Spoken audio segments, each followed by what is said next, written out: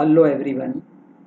In this session, we will discuss the problems of NMR spectroscopy, but molecular weight based problems. So we have started with the molecular formula based. With the help of dB value, we can have very important informations.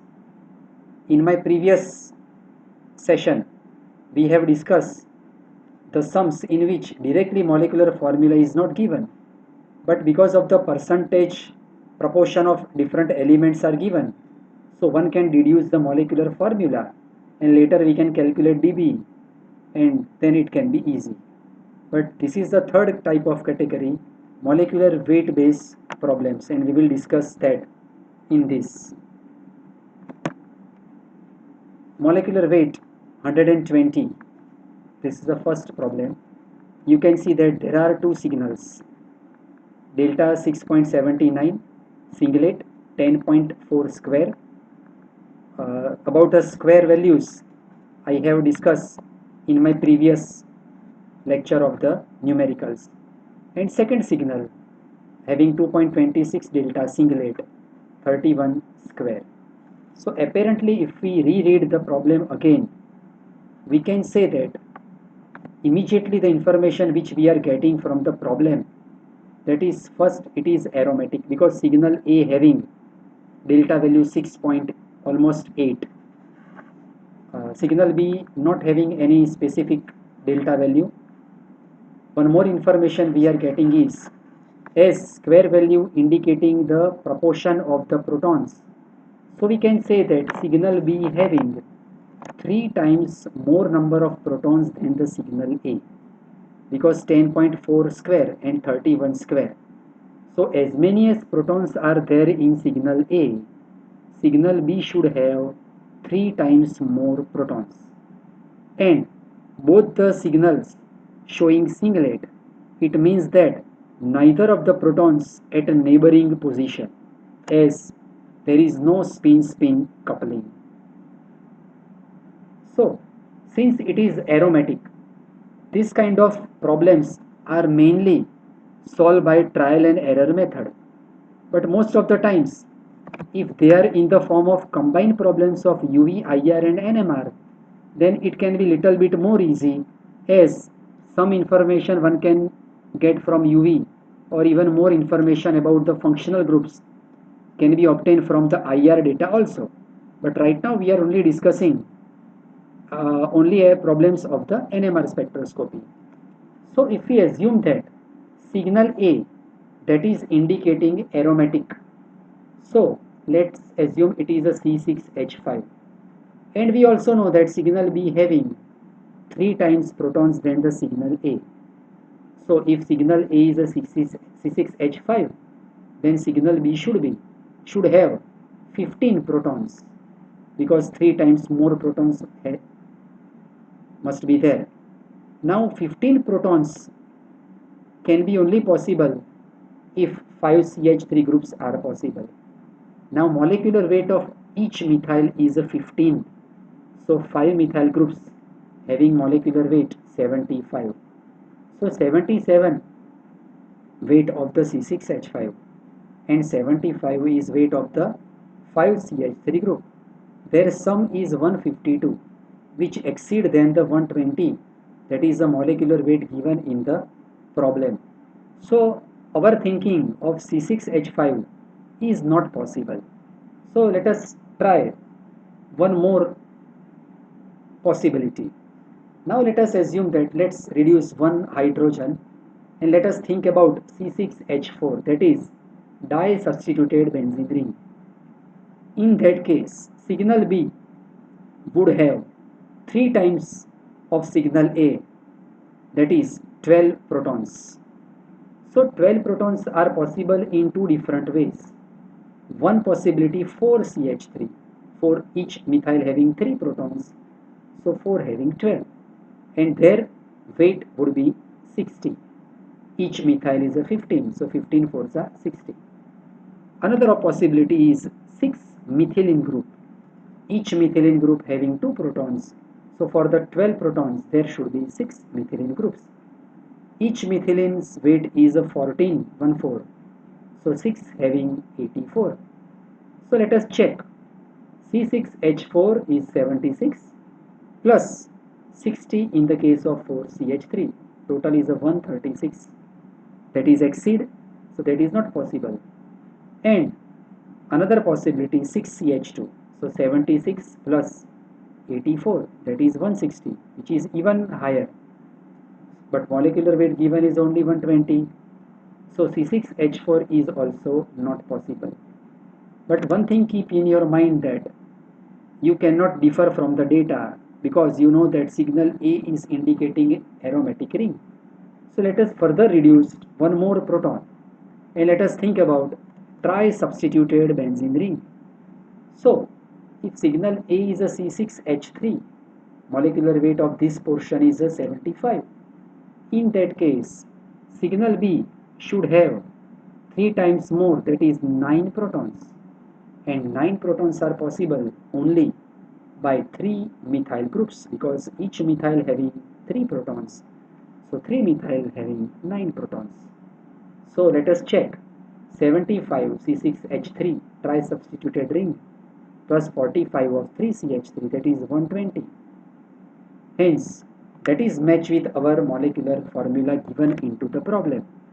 So we have identified tri-substituted benzene ring and 3 methyl groups attached to that ring.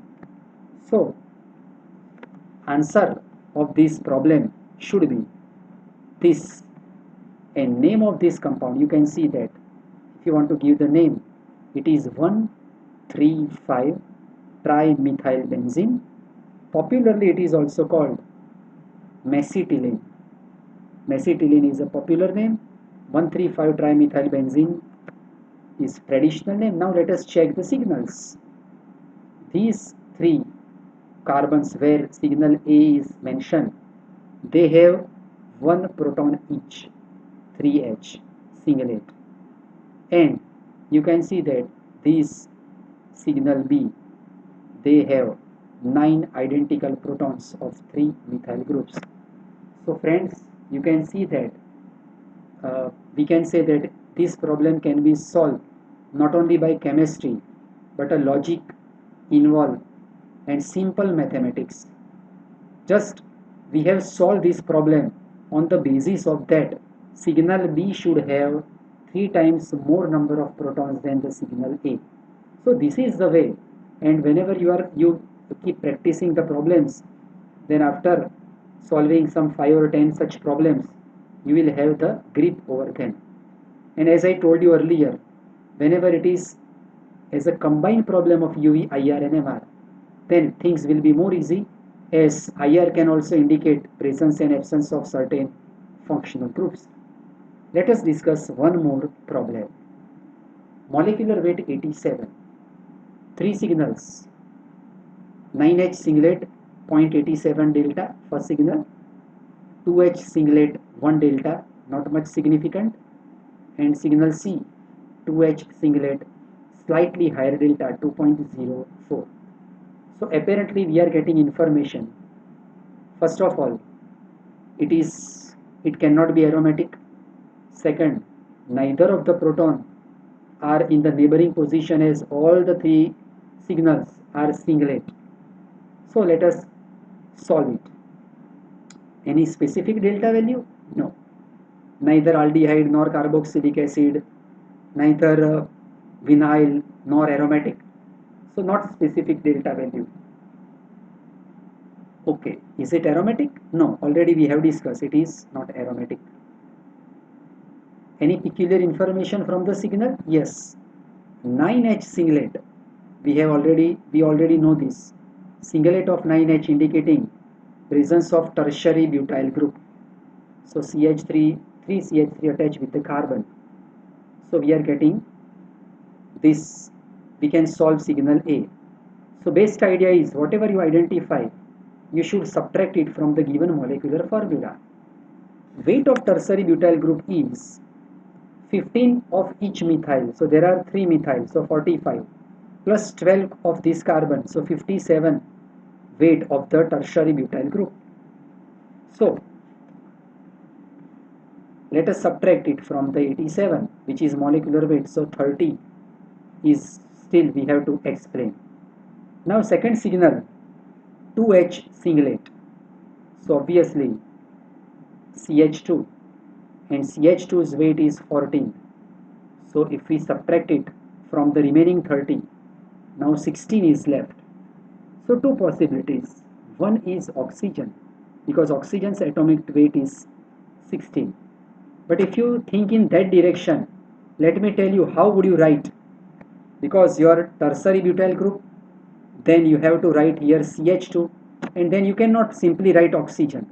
Or even in between, if you write oxygen like a ether linkage, then CH2 group not having fully this valency of carbons satisfied, so oxygen cannot be there. Moreover, we should remember that the third signal is there that contain two protons. So oxygen's possibility uh, is not a good idea. Now two possibilities more. 2H can be CH2 or it can be NH2. But if you think about CH2, then weight is 14, and here you have to explain the 16. So two more hydrogens, and always remember that you cannot think about any more hydrogen than the given in the data, because for every hydrogen there will be signal in NMR. So 2H but CH2 cannot be good idea. So possibility is NH2, and NH2's weight is also 16. So C6 tertiary butyl group, one CH2 and one NH2. So if we put them together, then we can say that the answer is neopentylamine. See, this is signal A, CH3 thrice and carbon. So no proton over here, so singlet. Signal B, here it is not shown, but it is a CH2. Here there is a nitrogen in between, so there won't be any spin-spin coupling. That's why singlet. And signal C, amino group.